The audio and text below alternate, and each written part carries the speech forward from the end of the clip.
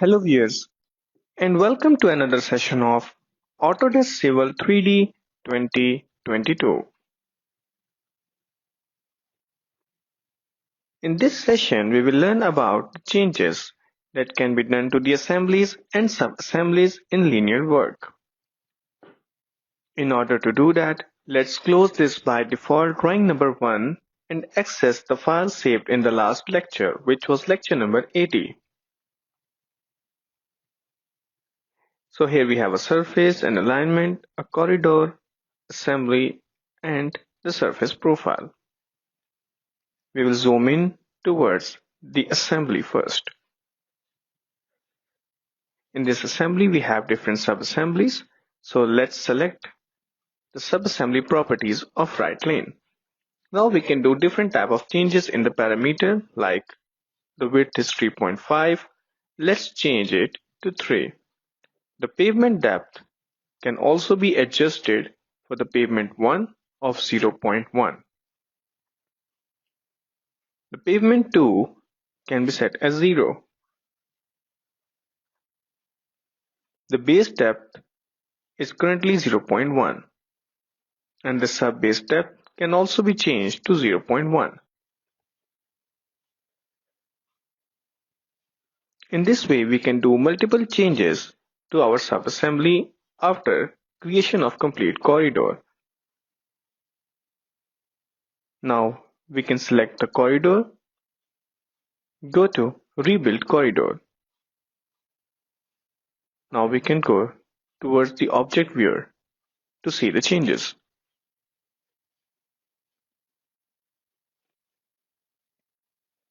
As I have mentioned before, that the object viewer in realistic mode may get a little bit choppy and give a lag when it is quite descriptive, and it totally depends upon your system specifications. In case you find it a little bit slow, you have to be patient.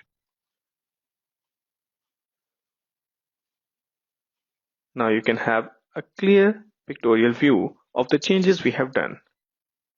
You can see the changes in the right lane and the left lane. Again, back to the assemblies and sub-assemblies. Next on our list was the curb. So we can select the right curb, go to the sub-assembly properties, and under the parameters tab, we have all these parameters available. So if you want to change anything, we can do it from here. I think the sub-base depth can be reduced to see the effect. So let's make it like 0.3 and then we can proceed further.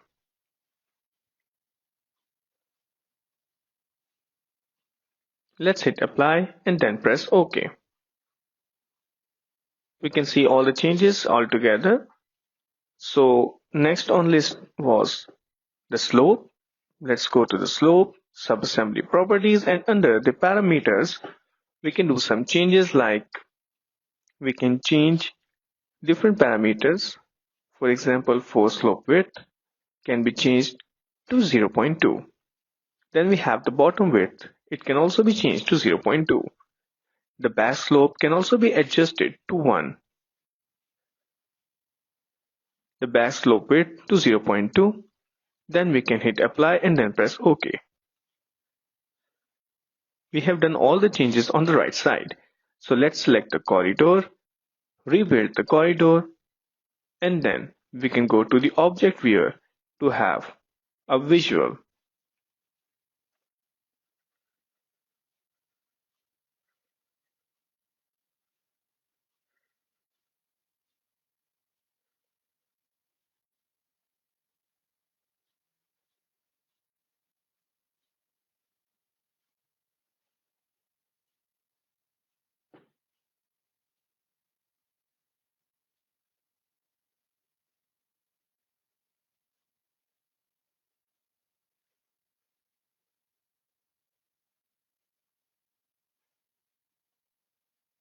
Here you can clearly see the difference in the slope, in the curb, and in the right lane.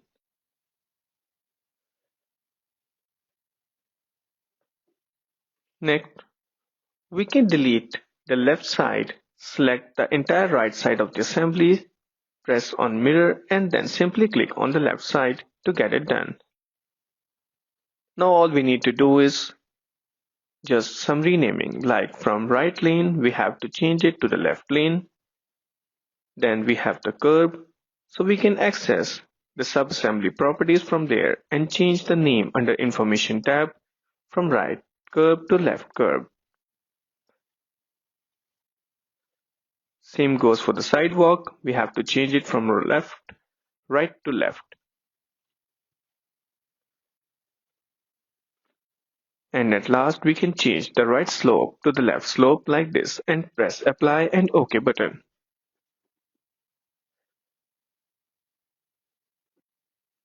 In this way we can change the assembly and subassembly in a linear work.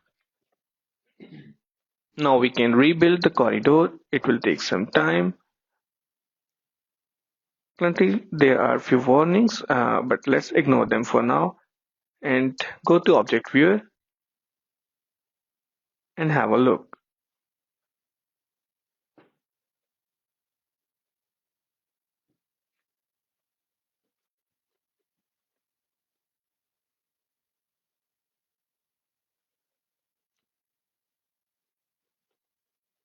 So here it is clear.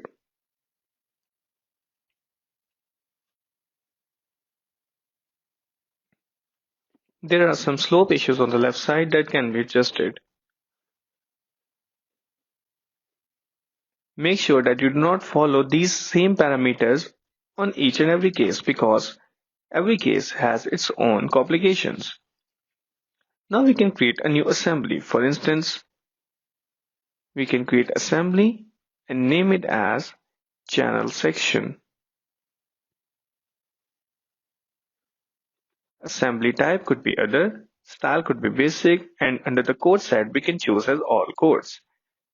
In layer we can add the modifier suffix as underscore static value and then press OK. Let's place the assembly right next to our previous assembly.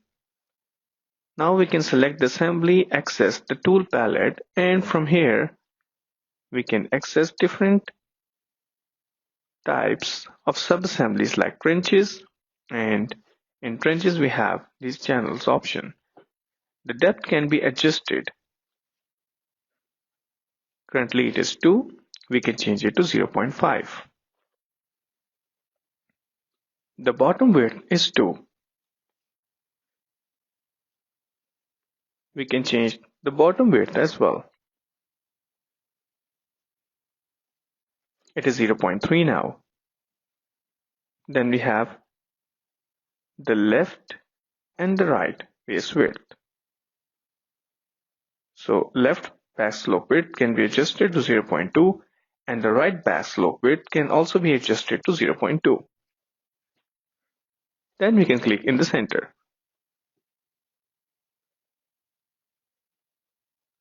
So here we have the assembly and the sub-assembly created altogether.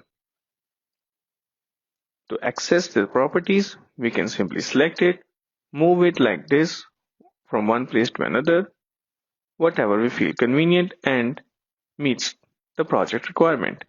For now, let's make it to the center.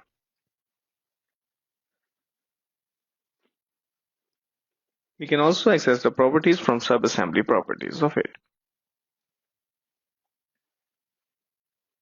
Now we can select the corridor, go to the corridor properties because we want to have the effect of this channel. Under assembly, instead of the complete primary section, we will select the channel section. Here we can rename it as well. Like we can name it as channel section.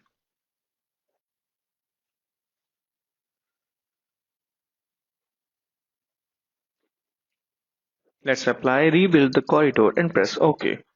Now you will see the effect in object viewer.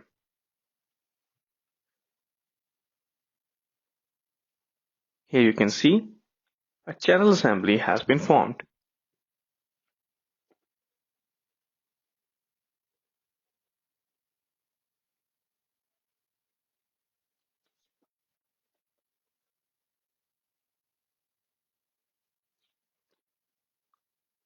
Let's select it and access the properties from subassembly properties.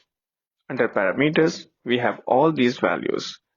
If we change the bottom width from 0.3 to 3 and then access the corridor and its object viewer, you will see the change. Make sure to rebuild the corridor first, otherwise you won't be able to see the changes.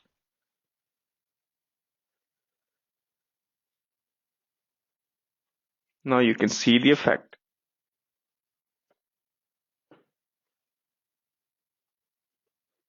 Sometimes in different projects we are provided with sufficient information to have these parameters. Otherwise we have to go with hit and trial error method. Sometimes it is very beneficial. Now we can create a new assembly and name it as the bridge section. We can keep the assembly type to others, style to basic, and for the code set we can choose all codes. In layers we can add the modifier suffix as _static and press OK. Let's place this assembly at a convenient distance like this. Now we can select the assembly to access the tool palette. Here we have the options for the bridge. Here we have this option. So simply select it. Now we have all of these by default settings. We can change them or simply go with these by default settings and click in the center line. A bridge assembly has been formed. In order to visualize it, first we have to access the corridor.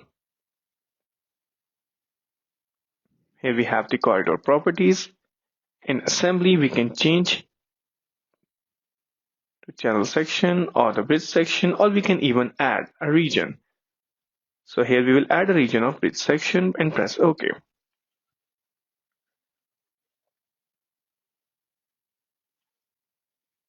Let's name it as the bridge section. On top we have channel section and at the bottom we are working on the bridge section.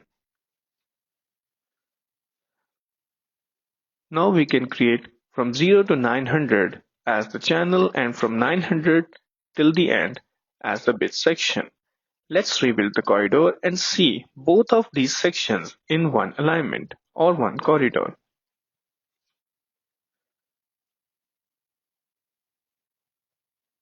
Now if you observe closely, you can see there is bridge and there is the channel section all in one.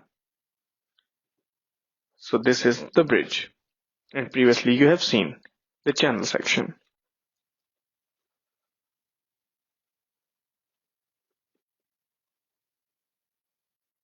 So in this way you can have a clear pictorial view of how these assemblies can work, and all of them can be adjusted in one corridor as well.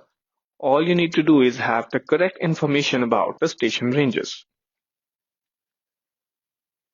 Now we can save the lecture as lecture number 81, as we were doing all the changes in lecture number 85.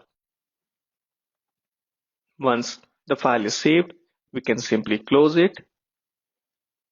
So let's call it a day. This was all about the changes of assemblies and sub-assemblies in a linear work. We have tried to create different type of assemblies, and we have even compensated two different assembly types in one corridor. See you in the next session. Till then, take care.